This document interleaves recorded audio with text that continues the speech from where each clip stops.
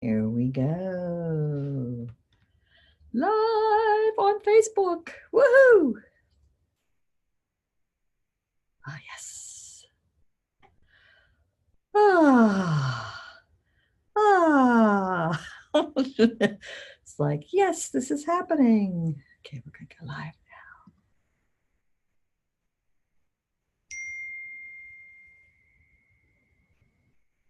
Yes, ma'am.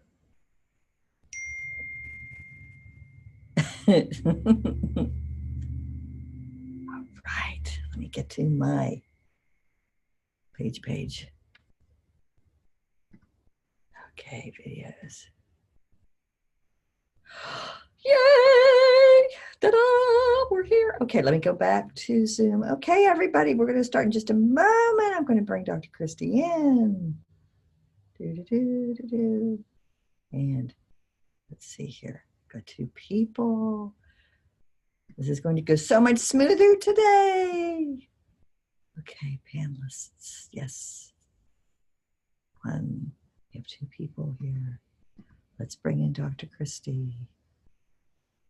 Attendees. Dr. Christy. More. Okay. Promote to panelist. Okay, we're going to do that. And we're also going to, yay!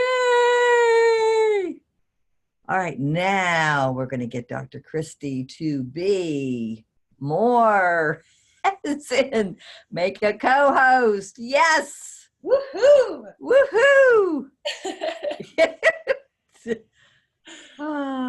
Are you a co-host? I think you're a co-host now. I think I'm a co-host. Ladies and gentlemen, there is something to be said for practicing the evening before. Let me tell you. Figured out the glitch before. So let me do a formal welcome in to everybody who has joined us this week on the first ever live Facebook Summit for Body-Focused Repetitive Behaviors. Dr. Christy and I are thrilled that you are with us wherever you are.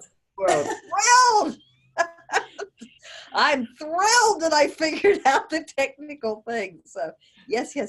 And we have a very special presentation for you today. First of all, I just want to introduce Dr. Christy Garner. She is a holistic chiropractor. Oh, in my dreams, my former life, maybe I was a chiropractor.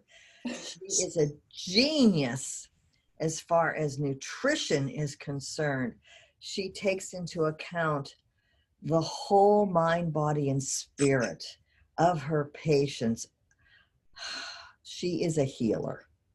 She is amazing. She's also one of us in that she too struggles with trichotillomania, and she'll share her journey with us. She's working on a very special program now, which she will share with us later about an online program for body-focused repetitive behaviors. So without further ado, welcome in Dr. Christy Garner. Thank you so much. Oh, thank you, Joan. I wish I could carry you in my back pocket and just have you like introduce me to the world. That's my pleasure. That feels so nice. Thank you for that generous welcome. Absolutely. So I think a good place to start. So the first thing I'm going to let you all know is we're going to go for it today. I came ready to share. Whoa. So buckle up. And I think the other thing to let you know is don't worry, I will make my slides available to you. So we'll figure out logistics of how to do that. So don't panic if I'm going at a pretty steady clip. Well, they're going to be saved on Facebook forever. That's right. So they can always rewind and yes, of course. But any of the charts and things, I'm happy to make them available to you. So I think a good place to start before we just dive in is to give you a little perspective of where I'm speaking from. So I'm speaking, but I guess kind of from three different places. First is my own journey. I am kind of the grand trio of a puller, a skin picker, and a biter. And so I've been working on this since age 9 is when I started. And so a lot of this is coming from my personal journey of what I found to be helpful, what I haven't found to be helpful, a lot of desperation, and also some wins. So I'm going to share some of those wins with you.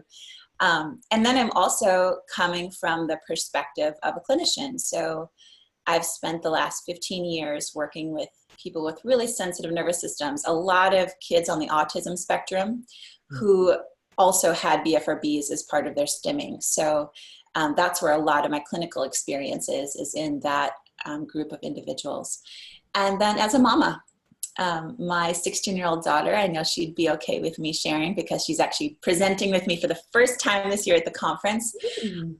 She also has BFRBs, and so we'll be presenting together on what she's found helpful. And so those are the kind of the three places as I'm sharing today. I just wanted to let you know kind of what I'm bringing to the table. So I'm happy to field questions from any one of those three hats as we get cruising. All right, so I'm going to share my screen, Joan. Let's see if we can make some. Watch this, everybody. A slide presentation from Dr. Christy. If we can make some magic happen. All right, how are we doing? Can you see it on your side? Beautiful. Yes, ma'am.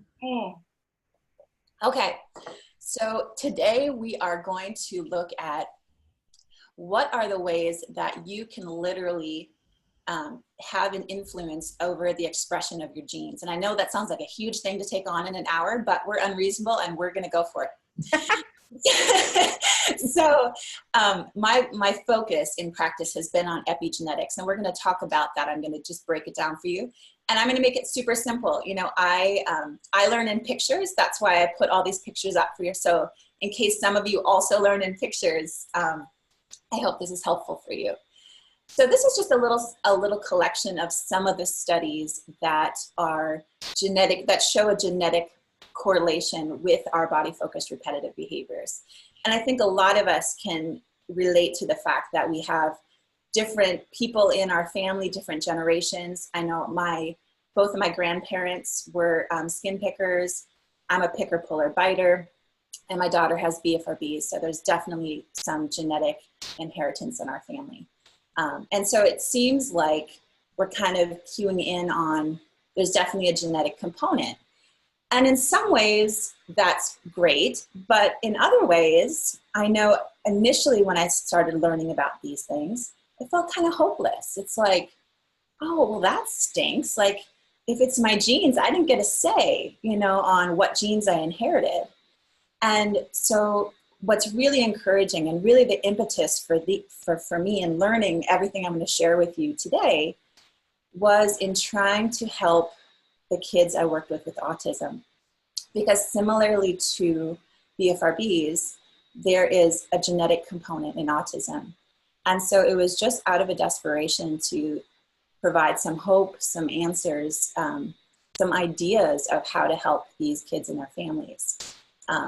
And so what's really encouraging, what I want to share, is that although, yes, there's a genetic component to our behaviors, genes aren't everything. We're actually not victims of our genes. In fact, we genetically, if you just look at our genes of what we inherit, we have the same genetic makeup. This comes from 23andMe, 92% the same as a mouse and 98% the same as a chimp. You're like, how can that be? And it's because what matters is which of our genes get expressed. So at any given point in time, only about 5% of the genes that we inherited are actually turned on. And so that's what we're going to talk about today is how can we have an impact on which of our genes get turned on, which 5% of everything that we got. We didn't get to decide what our lot was, but we do have some influence over which of those genes get turned on. And so the term for it is epigenetics. Epi means above, so it literally means above the genes. And I'm going to share with you kind of like I like to keep everything simple. So I'm going to give you kind of my kindergarten version of how epigenetics works. So to make it really simple, our cells, we used to think that the brain of the cell was inside, but we learned that that was wrong. The brain of our cell is actually on the outside. It's the membrane. And it has these little like antennas that attach to different things, and it decides whether or not a cell or a gene gets turned on or off. And you're like, how does this connect to your behaviors? Well, what's cool is the things that the brain of our cell responds to are totally within our control. Our cells and our epigenome responds to nutrition, it responds to toxicity, and it responds to stress. So it's literally always having a feeler for our environment. So if you just kind of drop in, and don't worry, we're not going to get too scientific here, but just kind of drop into the ease of this story and listen to it through your perspective of you with your behaviors. So think of yourself as this little fish. You just can't not smile when you see that little fish, right, Joan? Yes.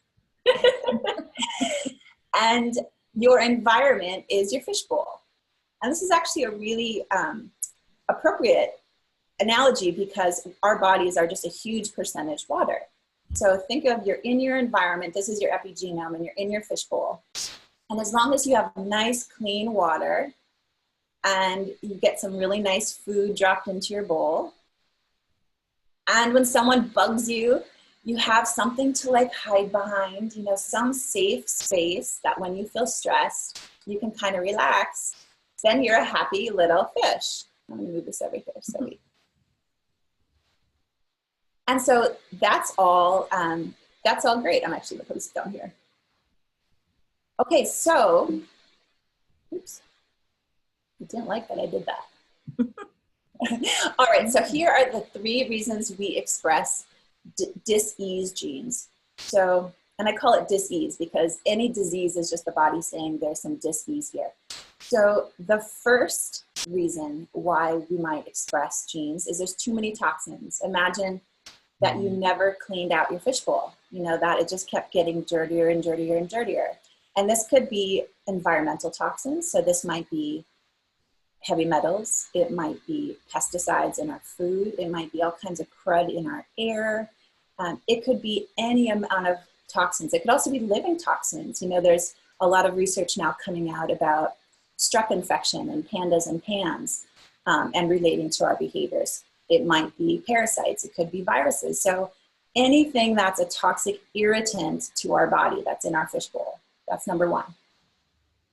Number 2, we don't have enough nutrients. So instead of putting in the good stuff, we're putting in really empty, cruddy stuff that's not only doesn't have nutrition, but also makes us more toxic inside our environment. And the third is we have a lot of stress without relief. So imagine we don't have any way to protect ourselves and someone's constantly tapping on our glass and we're like, hey, I don't feel so good. And so this is kind of an analogy and a super simple one, but hopefully it helps you to kind of understand where we go from here. Because what's interesting is we're in this culture of we need to do more, we need to do more. And so the first inclination is we need to add more things to the bowl. So let's say our poor little fish now had inherited the potential for a BFRB and that gene had gotten turned on. And so our little fish is now poking against the edge of the bowl. And we say, hey, fish, stop it. And it just keeps doing its repetitive behavior against the bowl. And so what we want to do is add more things in. So, you know, here, let's add in this therapy or let's add in this medication. And we wonder why we don't see any change in this behavior. And so it becomes really obvious. It's not so obvious when it's our own bodies, but when it's this little fish, Joan, what becomes really obvious to you on the first step that we have to do for this poor little fish? Clean the bowl. Clean the bowl, exactly. It's like, we don't need to add more crap to the soup. The first thing we need to do is we need to, and this is the first step of DEFY your DNA. D is for detox. We need to clean out our bodies. We need to clean our environment so that we can say, hey, okay, now we actually have a chance. And 2 is we need to nourish. We need to put in things that really support our sensitive nervous system. We need to put in things that are going to support our brains. And the third is we need to more effectively adapt to stress. So we need to have some buffer, some skills to be able to handle when life gets stressful, because it's going to. So those are kind of the 3 main steps that we're going to go through today to DEFY your DNA. So it's a little play on words: detoxify, nourish, and adapt. How are we doing, Joan? Did I lose you at all? No, no. We're good? Fantastic. Okay. So we'll start with detoxify. Yes, yes, yes. Okay. So the first thing that we'll want to do is look at, and I'm going to move you over here. I realize Okay, so there's 3 main ways to detoxify. And I think this is really important to understand for all those with BFRBs, also for all those parents out there, because our research is doing a really brilliant job on one of these 3 ways. And we're seeing some really encouraging things. But you'll see that there's some opportunities for us. So let me show you the 3 ways to detox. So the first is that we can decrease the amount of toxins going in.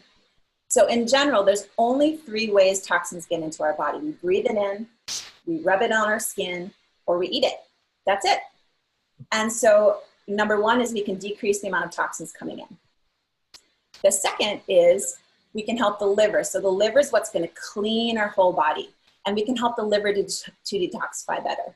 And this is where right now the majority of our research within our community is focused. How do we help the liver to do this job better? Which is great, but we also need to think about, these toxins need to get out of there. So once the liver does a better job, there's also only 4 ways that they're going to get out of our body. We're going to breathe it out, we're going to poop it out, we're going to sweat it out, or we're going to pee it out. And those pathways have to be open. So that's one thing I just want to take a pause and just reaffirm to you, that if you've tried some of the things that help the liver to detoxify better and you didn't see results, you might want to go back and revisit and make sure that your elimination pathways are open. And we'll talk about this. I'm going to give you a suggestion for each one of these. Because if you all of a sudden help the liver to process toxins faster, and one of your pathways to get that crud out is blocked, you actually might feel a little more irritable inside. You might actually see an increase in your behaviors.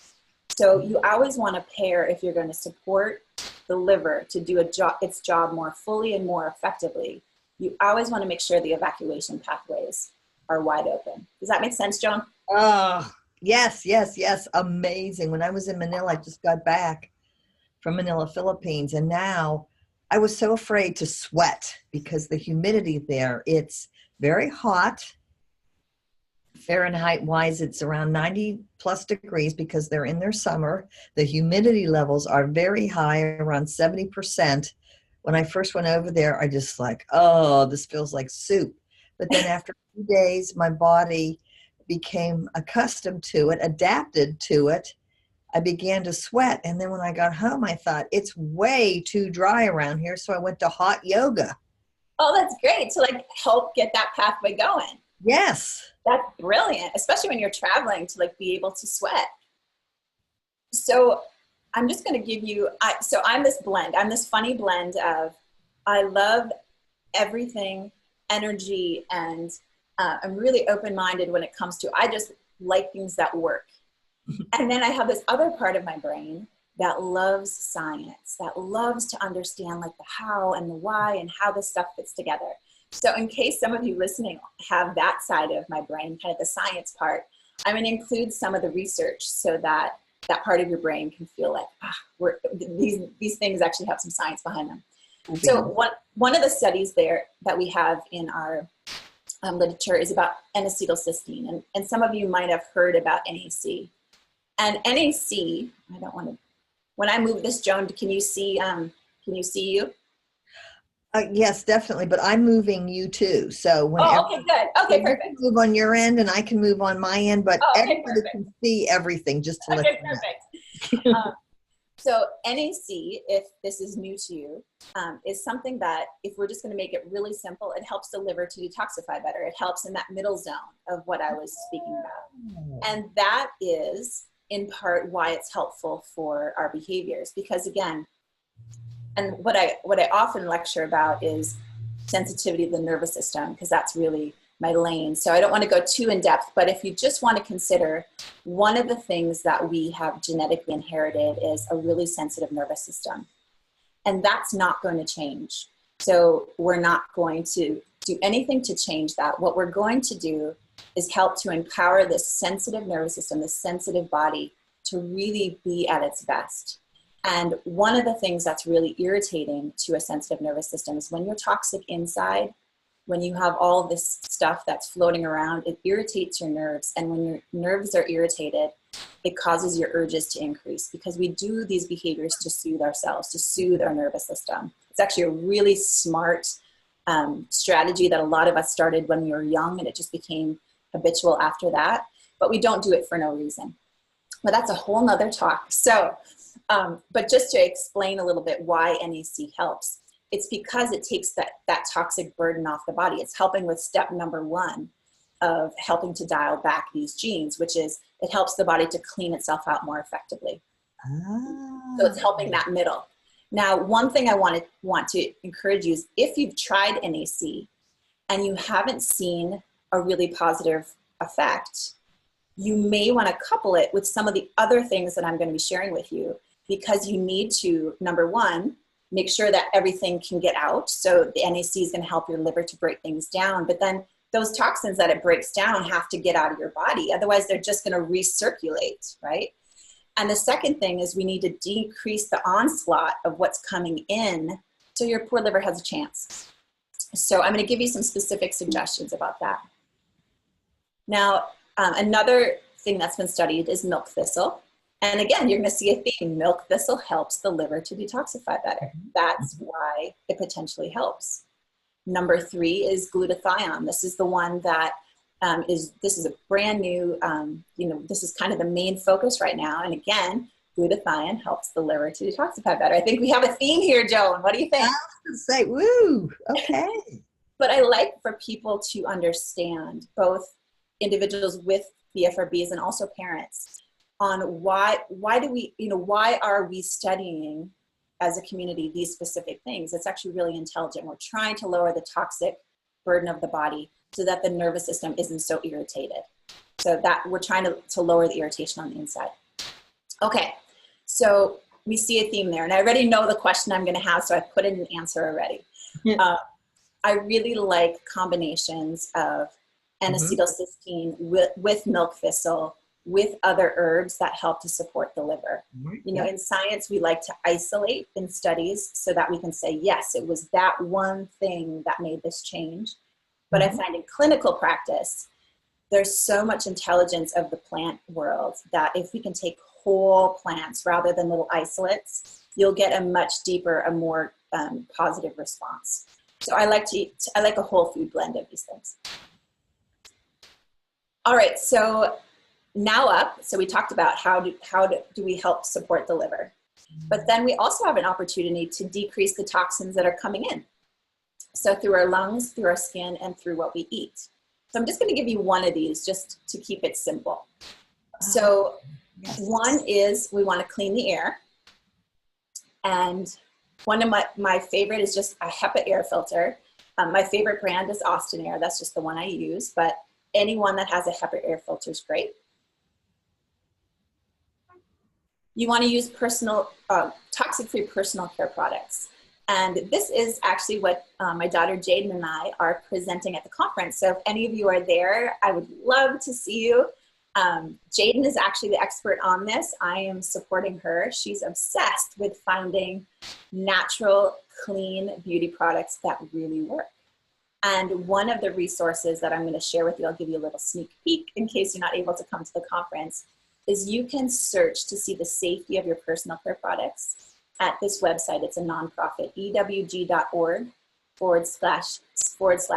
deep. And anything that you're putting on your body, especially with someone with a sensitive nervous system, you want it to be in the green range. So you want to make sure you're using things that don't have irritants. Oh, each one of these topics we could just have a whole conversation about, Joan. It's so hard to go past them. I am just over the moon. Because I'm just thinking, this is so wonderful what you are doing in service to the BFRB community, and this is going to be shared on every BFRB Facebook support page. and I'm going to use this on my podcast. My pleasure. My It's pleasure. going to reach thousands and thousands of people. You're so sweet. Okay, third one. I'm on a mission. If you can't tell, I'm like, we're going to get as much information to you as we can. Okay, we want to really either get rid of or lower stimulants and depressants. Again, think about, we have a sensitive nervous system, which means our brain and our nerves are sensitive. And there's huge advantages to that, but there's also responsibility. We need to have extra care for this brain. And so this is imaging of showing blood flow in a healthy brain. And I wanted to show you sometimes a picture. I could like tell you things, but sometimes a picture is so helpful. This is a brain on caffeine or nicotine. So you can see the blood flow to the brain is so dramatically impacted when we use stimulants. And it's no different. Here's a healthy brain and a brain on alcohol. You can see it really has a dramatic impact. So it's not like, oh, I'm not sure. This is like, here's a picture of your brain before, here's a picture of your brain while it's in your system. You know, there it is. And last, I get this question a lot. Here's a healthy brain from the underside, and here it's on marijuana. That's it. Oh. Marijuana has a huge impact on blood flow to the brain. May I ask a question, Dr. Christy? Yes. In Pennsylvania, medical marijuana is legal. So the components of medical marijuana, would they have the same impact on the brain? It will. CBD will have a slightly different impact on the brain because it doesn't have the THC in it, those kind of psychoactive elements. So, you know, as far as something to calm the body, it's still a sedative. CBD is still a sedative.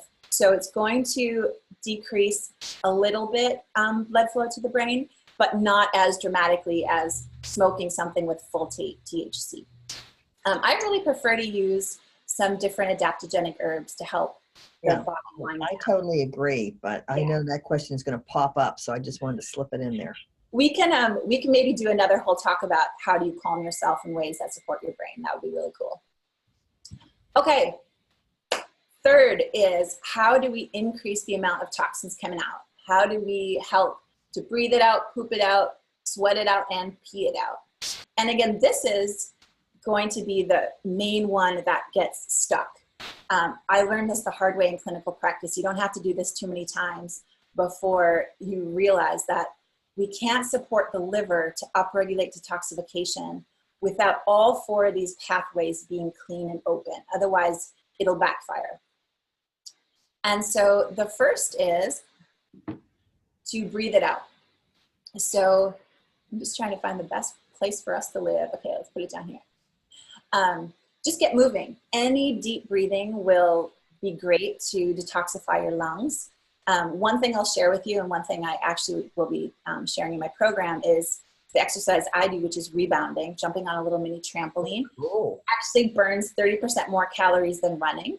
I'm all about efficiency when it comes to exercise. So it's really great. It's also really helpful for those of us who have sensory issues. So I definitely am on the sensory spectrum, and jumping on a rebounder is a great way to get some stimulation into your nerve endings.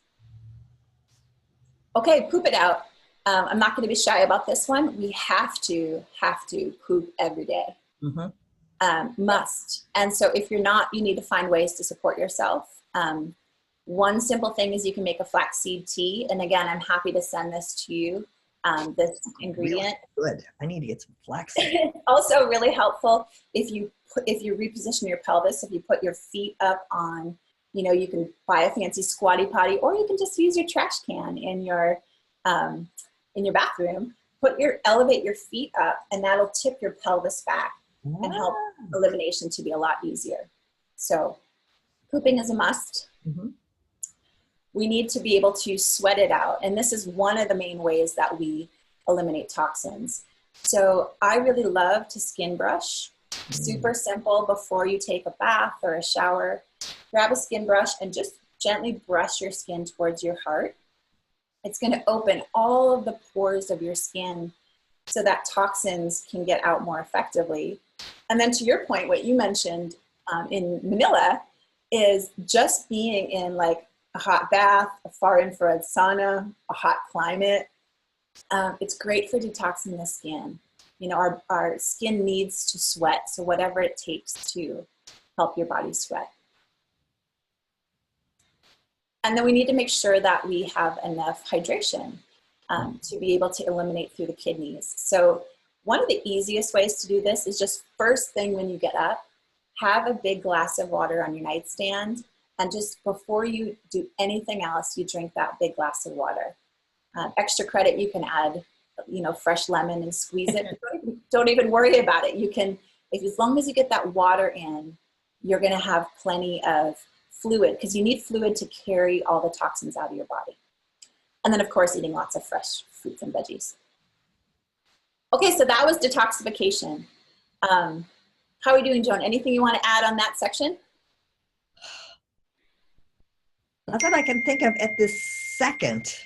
Well, okay, well, we'll keep clipping, and you just feel free to add anything as we go. Oh, thank you. So the next thing we're going to do is nourish. I'm keeping an eye on my time. We're doing great. So nourish, we want to look at what are we bringing into our environment? What are we putting into or onto our bodies to nourish ourselves? And I'm going to keep this really small. You know, this whole world of nutrition is an area where in our community, we haven't had a lot of focus. And there's actually a lot of things that really make a dramatic difference. I'm going to show them, I show a handful of them to you when it comes to diet. And they're actually relatively simple as well. So there is a term for this. It's called nutrigenomics. And it's literally the study of how our diet affects our genetic expression. What we eat has a huge impact on which of our genes get expressed. And so I'm going to teach you some of the main things that you can look for. So one of the first pioneers in nutrigenomics was Dean Ornish. And he did one of these first studies. This is like my dream study. If I could craft a study for our community, it would be similar, and I'll show you what he did. So he actually measured, he took men with prostate cancer, and he was able to track and measure the expression of their genes. He could see which of those genes were turned on. So all of these over here that are red are all different cancer genes that were turned on before he did his program with them. And the program was nothing more than lifestyle changes. It was putting them on a predominantly plant-based diet, and they went to a support group to be able to get support for themselves. And then he measured them after, and he actually was able to quantify that the prostate cancer genes were turned off as a result of his program. And so there was a 70% reduction in cancer in this group. And the reason I share this with you is because it's kind of easy to say, oh, this can't really help. It can actually turn off prostate cancer genes. You know, we're talking about a gene for our behaviors, gene or genes that aren't nearly as, you know, in crisis of the body as when somebody already has cancer expressing. So I just share this as just, again, another kind of thing that you can see the power that we have in the choices that we make every day. Go ahead. Well, because I try and teach this to my clients every day when I go through their history, to ask them, okay, so this is the problem you have. What are you doing about, let's go through diet, exercise, attitude, lifestyle, the whole thing. And even today there was a lady that came in and she was really anxious, very upset. I go, okay, are you doing your breathing? Are you taking fish oil? Have you been to the chiropractor? Are you doing the Wayne Cook's hookup? Are you doing your tapping? It was no, no, no, no, no. Are you doing meditation? No. Okay, let's pack it together. And this is what you need to do. So she started out at a level 7, anxiety 10 being the most. And at the end, it was completely gone with all the breathing exercises that we did and a little bit of tapas acupressure technique. But That's It's beautiful. just amazing to me if somebody said, you're going to feel better if you do this, then do it. And for me, it is, I wish I was the type of person that could just do something and then, or learn something and do it. But honestly, I actually kind of have poor follow through. I'm a little rebellious that way. That's why I'm sharing with you the ways that it helps me. Because if I can see a picture, like for example, those pictures of the brain, if I actually have evidence in front of me, like, holy crap, when I drink coffee, this is what my brain looks like. I can't unsee that. And then every time I go to drink something, I actually think about what is this doing to my brain. And so I realize I'm very visual. And so that's why I'm showing you these pictures, because hopefully it'll land for some of you who are watching. And we're going to talk about, really the goal is to just grab maybe 2 or 3 things out of this whole talk and be able to put them into action for yourself. So we'll talk about that at the end. I love talking about this. This is really fun. So I'm just going to teach you the tiniest bit about how our food turns on and off our genes. And it's really as simple as this. I can show it to you in one slide. Your genes are in your body, and they either get turned on or off by unwinding. When they unwind, then they're kind of exposed and they're open, and we can make proteins on them. That's what genes actually do. They code for proteins. So when they're unwound, they're going to code for proteins. And when they wind up tightly, then they're turned off like this. And proteins can't get in there to be able to be made from their kind of information, their instructions. So that's what we're doing. The way that your genes unwind and turn on, or wind up tight and turn off, is with something called a methyl group. And so we get methyl groups from our food. So the less methyl groups we have, it's more likely genes will get turned on. And the more we have, then the body's intelligence can turn off and keep silenced the genes that we don't want on, the things that we don't want to express. So just remember that methyl, because we're going to come to that. So this is where we get methyl groups. Nutrients from our food are turned into methyl groups along a pathway. And so these are all the things that get made from our food that then become methyl groups and have an impact on how our genes are going to get turned on or off. So when we looked at Dean Ornish's study, his diet was producing all these amazing methyl groups, and then his patients' bodies were able to use those methyl groups and silence the genes that coded for prostate cancer. Does that make sense? Yes. Okay. So the question of all questions is, which foods help us make methyl groups? Ta-da! Here we go. So I'm going to make life simple and not stressful, because I don't want anyone to start writing, because again, we have sensitive nervous systems. I don't want to create anxiety for anyone. I will make copies of this, and we'll figure out how to get a download. In fact, I'll give you my contact information. All you have to do is send me a PDF of this, and I can post it right on Facebook. Perfect. So you'll see that these are the different nutrients that are needed to make methyl groups for the methylation cycle. And there are foods that are specifically really good at being able to provide these groups. And so there's 2 lists. And so I'm going to send this to you. But when I help people with nutrition programs, one of the things that we do is we make sure that your diet is providing enough methyl groups and providing enough nutrition for your brain so that your brain can work optimally and that you can have the optimum expression of your genes. So it becomes really specific, but there are some really easy general things you can do. I'm going to give everyone 2 suggestions. So the first, this is kind of a global one. If you're looking for just a really simple primer on what to eat, because I know that's such a big conversation, there's this great book. It's called Food Rules. And it compiles all the medical research related to nutrition. And what it boils down to is eat food, meaning real food, something that is a real food that doesn't come out of a box or a can, mostly plants, and not too much of it. You know, that's, if I was going to say in 3 lines, that's the simplicity. And we could do a whole nother talk on nutrition. But I want to give you 2 specific things that you can do from this talk. So the first is to increase cruciferous veggies. Now, cruciferous veggies are your kale, your collards, your cabbage, your broccoli, your cauliflower, your Brussels sprouts. And you want to eat at least 2 cups a day. And I know that's a huge ask, but here's why. These cruciferous veggies contain something called sulforaphane. And that's a big, funny sounding word, but sulforaphane is perhaps one of the most exciting compounds that we've recently discovered, because sulforaphane increases glutathione. Glutathione is like our main way that we detoxify in our body, and it's really hard to increase it.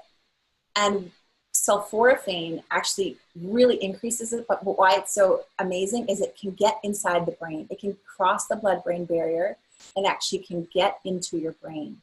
So it's something so simple that everyone can do. There was recently a study on sulforaphane and autism, and it found that in the equivalent of 1 tablespoon of broccoli sprouts have the highest amount of sulforaphane of anything that we found so far. So literally 1 tablespoon equivalent a day. And they found an over 80% reduction in stimming behaviors in kids with autism. Now, the reason why I'm sharing broccoli sprouts. And the reason I'm sharing this with you is because I worked with so many kids on the autism spectrum. When we talk about reducing stims, that's actually talking about reducing our behaviors. One of the common stims that kids with autism do, in addition to flapping and jumping and ticking, often many of them also have repetitive body behaviors. And so an 80% reduction in all of those stimming behaviors tells us that it's having a dramatic calming effect on the brain and the nervous system. So if I was going to say, when people ask me, you know, what's one thing that I could give my child or I could take to help support the body, it would be sulforaphane. I love it because it's accessible to everyone. Now, you can take it in a capsule form. It's not quite as good, but I know sometimes that's just more doable. But you can buy broccoli sprouts in almost any grocery store, 1 tablespoon per day. But what I love about it is, you know, if people don't have money, you can grow broccoli sprouts for like pennies a day. So literally we can grow our own medicine. You know, it's just so encouraging. So I'm sorry, don't faint, but I'm actually on my phone reading questions on Facebook. I'm thinking, this is my 4th time getting good at this. Okay, so Nikki says, when I had allergy testing, it showed I was allergic to both iodine and chromium, both nutrients you need. It also showed I was sensitive to gluten. However, if I eliminated all that from my diet, I would be deficient and starving. My body reacts through eczema and rashes. Do you have any advice? That's a good question. I'll reread that again if you need. You know what I'll do is, why don't I address that? That's a great question. I'll answer it towards the end. Okay. Sorry for interrupting. I just wanted to make sure. No, I love that question. But what it'll do is I want to share the next part because I'll tie it into the answer to Nikki. Yes, ma'am. Okay, so you remind me. Hang in there. We'll get Nikki an answer.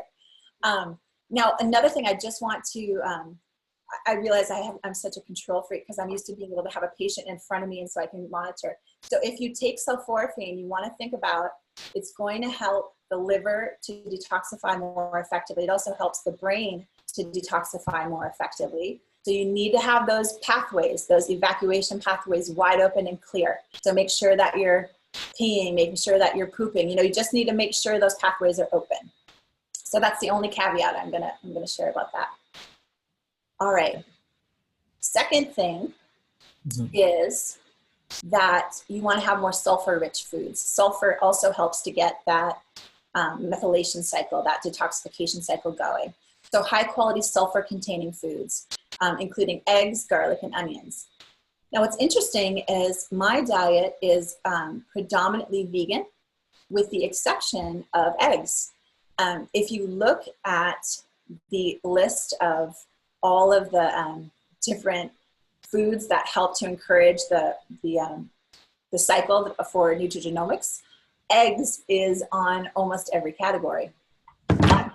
Different leafy greens are there as well. So that is one thing that I actually encourage people to do, is to get some really great organic, free range, ideally humanely raised eggs to include into your diet. And garlic and onions both add some sulfur groups. So you can make yourself an omelet, and that's a really great kind of food for your brain and your nervous system. Okay, so I'm just going to blast through these real quickly. I get a lot of questions about, pesticides and how do we be able to navigate like all the food choices out there, because there's so much to avoid, kind of like what Nikki was saying, like, what do I eat? I'm going to starve. So every year, Environmental Working Group actually studies all and looks at all of the produce for the season.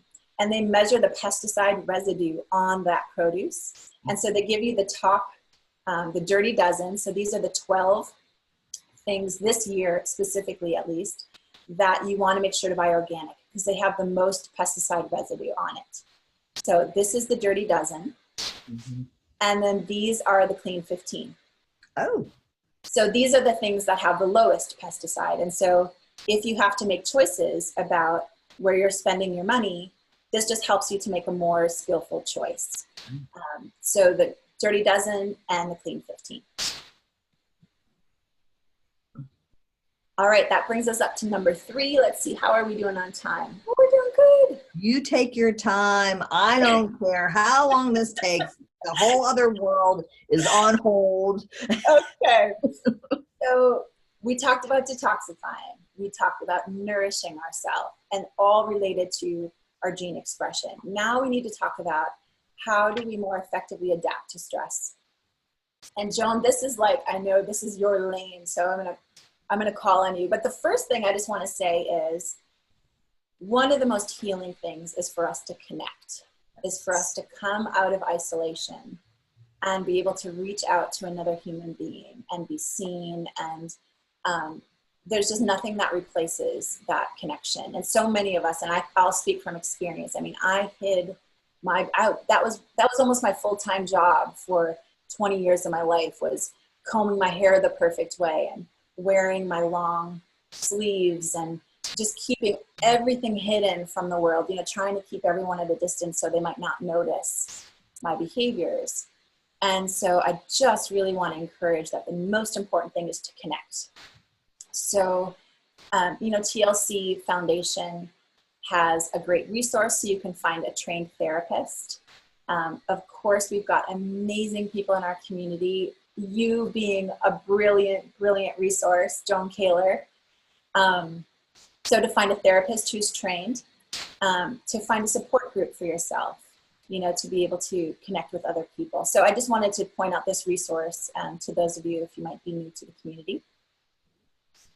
And hopefully some people can come to the conference, because Dr. Christy and I and Meryl and Dr. Charles Mansui, everybody who is on the summit.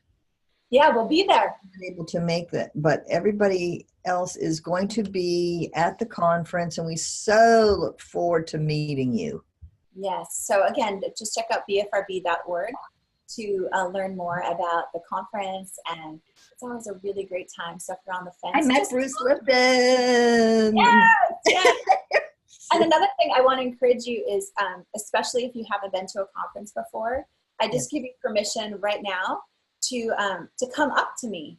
I'm sure Joan would say the same. Oh, absolutely. Just introduce yourself and connect. We're actually there because we want to be there. And so just don't hesitate to come up and say hi. Yes, yes. Okay, so when we talk about how to powerfully adapt to stress, I have to include my dear friend. He also happens to be my neighbor, so I'm a really lucky Bruce Lipton is your neighbor? He is. He lives right down the road. OMG. He's a dear friend. And he is really one of the first individuals to quantify that our beliefs have a tremendous impact on our physical bodies. And so I'm just going to read this quote to you. He wrote this amazing book, Biology of Belief. It's in its 10th anniversary. It was my very first introduction into the beliefs and how they impacted the body. And so gene activity can change on a daily basis. If the perception in your mind is reflected in the chemistry of your body, and if your nervous system reads and interprets the environment, that's what we've been talking about, and then controls the blood's chemistry, then you can literally change the fate of your cells by altering your thoughts. Yes, yes. That kind of says it all. It's so beautiful. And so one of the things I want to encourage you, I have a few different things that come up over and over. And I really want to encourage those of you who are listening to make sure to watch Joan's talk on emotional freedom technique and tapping, because tapping is a brilliant way to work on some of these different thoughts and beliefs. But the first thing I just want to say for myself to you is that you're not alone and you don't need to be fixed. Yes. That's a really, really critical one. You don't need to be fixed because you're not broken. You are lovable exactly as you are. And you have an exquisitely sensitive nervous system and you just need the owner's manual. Oh, I love that. And so that's what we're talking about. And that's what all my work is about, is how do we learn how to drive these amazingly sensitive nervous systems and navigate life, more skillfully. And so Joan will have some ideas of how can we tap into some of these new beliefs. So I also like to see, again, I love pictures. And so one of the questions I had was, when I hold a different belief for myself, what is that doing in my body? Bruce Lipton helped to show me what was happening in the cells of my body. But I wanted to share with you the work of Masaru Emoto. He wrote this amazing book called The Hidden Messages in Water. And the reason I love this is because our bodies are predominantly water. And so when we hold a negative image of ourselves or a negative thought, it literally changes the molecules of water inside our body. So, for example, he put on heavy metal music and then he measured the water. And he wrote on a jar, "I will kill you," and then he measured the water. And he said, "You fool," and it was kind of about shame and guilt. And then he measured the water. And you can see that the crystal pattern was really kind of irregular. But what I thought so striking is then he wrote on a piece of paper, "compassion," and then he measured the water crystals. Same with "thank you," same with "wisdom." And again, I love this from just when you think about the intentions you're holding for yourself, the words you're speaking both out loud and in your mind to yourself, it's actually having a very real impact on what's going on inside your body. Yes. And that's where some of these practices, like what Joan is going to be sharing with you on being able to shift some of that and being able to come into integration with some of these beliefs, is just so powerful.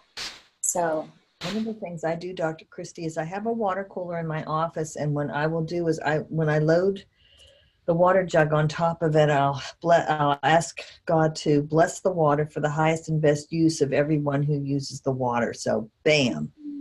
Yeah. That's beautiful. And so you're applying this kind of Master work.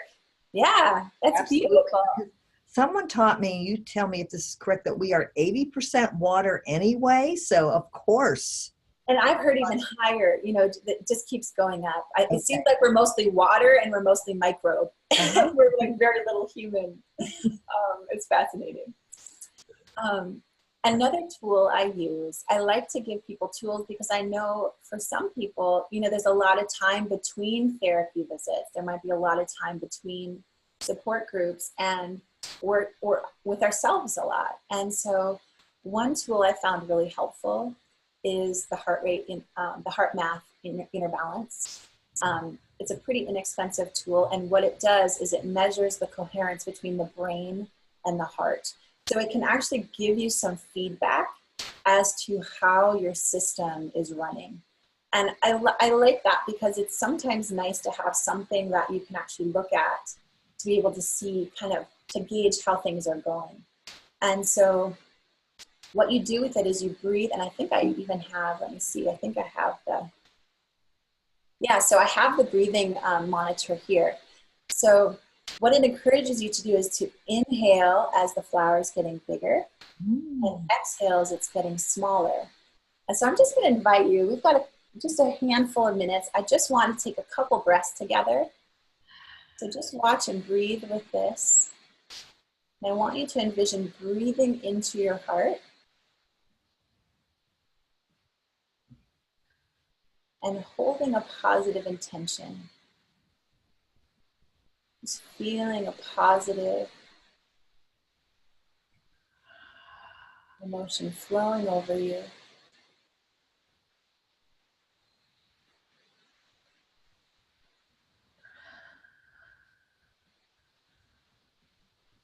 Two more breaths.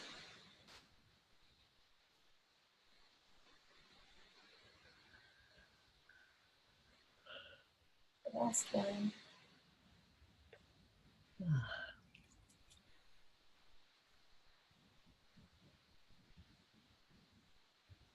So it's such a simple premise, but it can just be so powerful and grounding.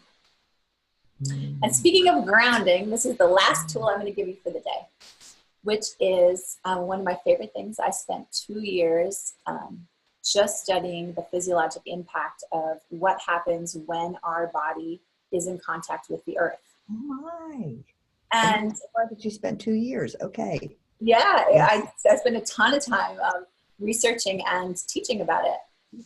And so the premise is that the earth itself actually has, just like we make vitamin D from the sun, the earth itself is covered in energy. It's covered in electrons. And we're actually, our bodies are designed to be in contact with that energy. And so the way we come in contact with it is we go barefoot on grass, sand, or unfinished concrete. And the moment that you connect to the earth, it's like you almost like recharge your body. And it's one of the best ways that I've found to be able to just instantly help to bring stress down, help to literally ground your electrical system of your body. And so I'm just going to show you a handful of things as we wrap up, a handful of studies. So one is that earthing reduces pain. So here were pain levels when you weren't grounded. When you touch the earth, you can see it's gone down quite a bit. Earthing improves sleep. So this was a sleep study, and what they found is that when you earth, and this particular one was 20 minutes a day, so just connecting to the earth 20 minutes a day, 85% of people went to sleep more quickly, 93% slept better throughout the night, everyone woke up feeling more rested. And you can it's something so simple, it's free, and it has a dramatic impact on the physiology of our body. And this is probably the most telling of them related to stress. This is somebody who's connected to the equivalent of like a lie detector test. It was galvanic skin response. And it started, this is their stress here. And so I'll show you what happened. So the moment that they touched the earth, their stress would drop.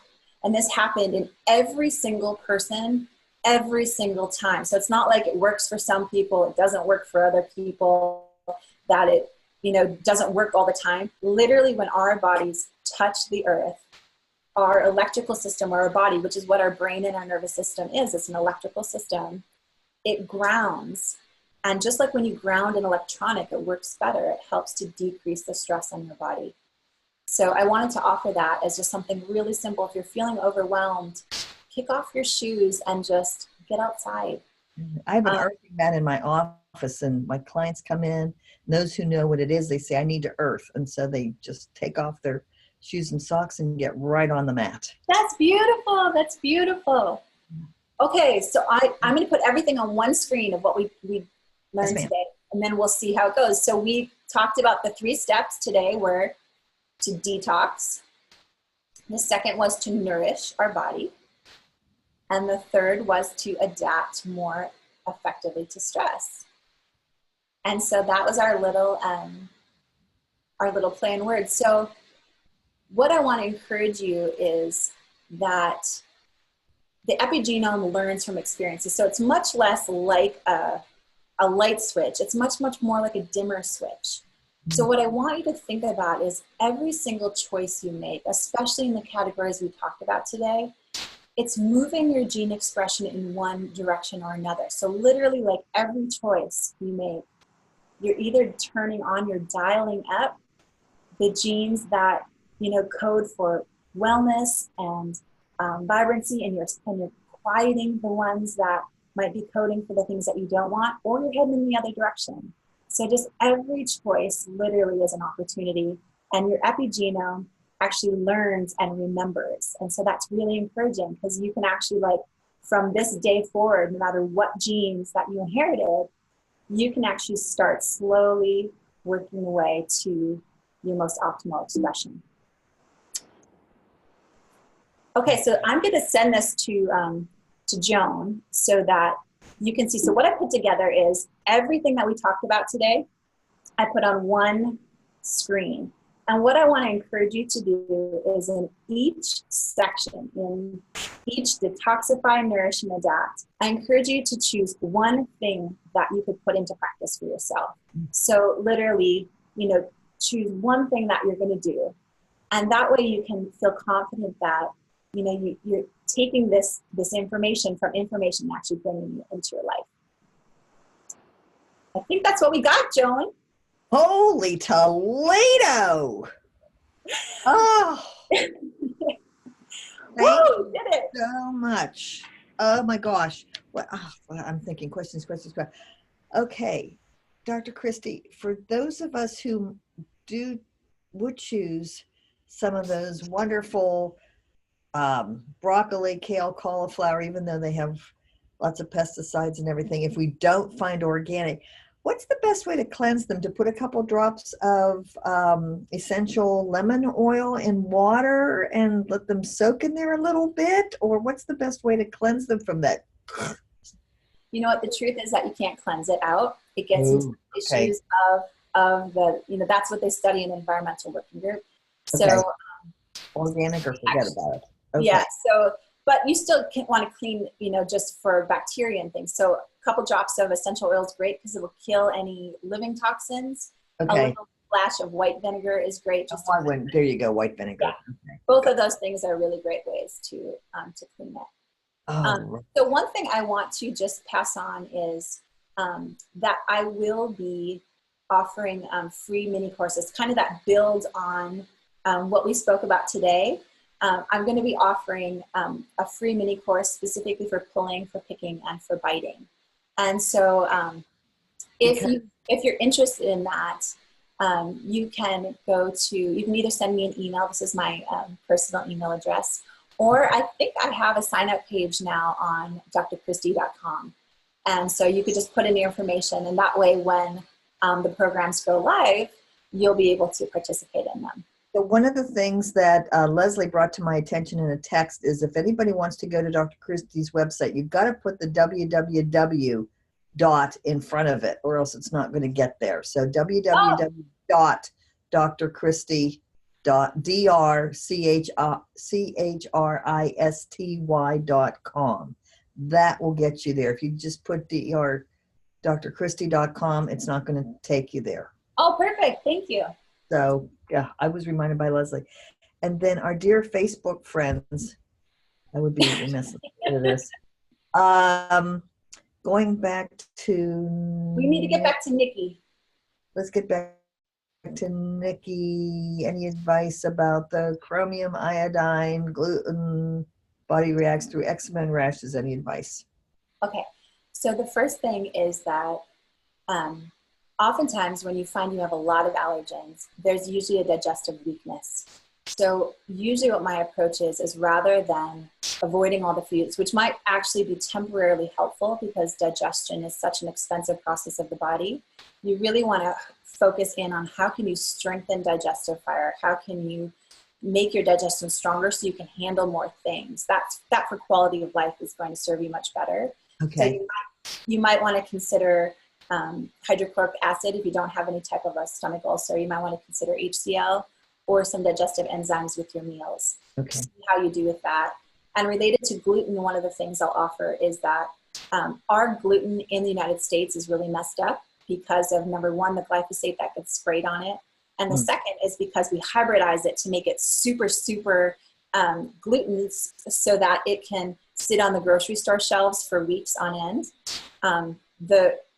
The wheat products that are coming out of Europe are much, much more digestible. If you think about it, if you go and get a loaf of bread in Europe, by the next day, it's hard as a rock. That's why people go and get fresh bread every day, because it's not hybridized gluten wheat. But here in the United States, you can have a loaf of bread. It can sit in your refrigerator for a month and it's still fine. You know, and so if you use imported products from other countries that's organic and not sprayed with glyphosate, you might find that you tolerate it better. A lot of my patients. That's the truth. I know when I was in Manila, they don't serve bread in Manila, except if a non-leavened bread if you go to a Middle Eastern restaurant, but their carbs, they use rice all the time. There is no bread. So I detoxed from bread and gluten, and then I came home and I made a smoothie this morning that had high fat coconut oil, my sugar-free almond milk. I did put probably too much sugar, as in half a banana and some frozen strawberries, freshly ground cinnamon. I'm trying to think and a happy cage-free organic brown, the best that it could be, egg. Beautiful. See, that's beautiful. Gorgeous. And my glycemic, I can't say it. Glycemic, that's it, duh. Glycemic index, my blood sugar has been even all morning, no problems. So really, healthy eating. And do we have any other questions, my friend Joan? Let's see here. Okay. Well, I'll stop the share so that. Okay. Not that's on Facebook currently. If anybody after watching this has a question, please post it. Perfect. Because it's going to be saved on my Facebook page. I Stop Pulling, You Can Too, forever and ever and ever. So post it, and Dr. Christy and I will check. I'm always checking in, but post your question, and then Dr. Christy, I can send it to Dr. Christy, and she can go ahead and post the answer on Facebook. Basically, we are here for you. That's right. That's right. And I really look forward to seeing a lot of you at the conference. Yes.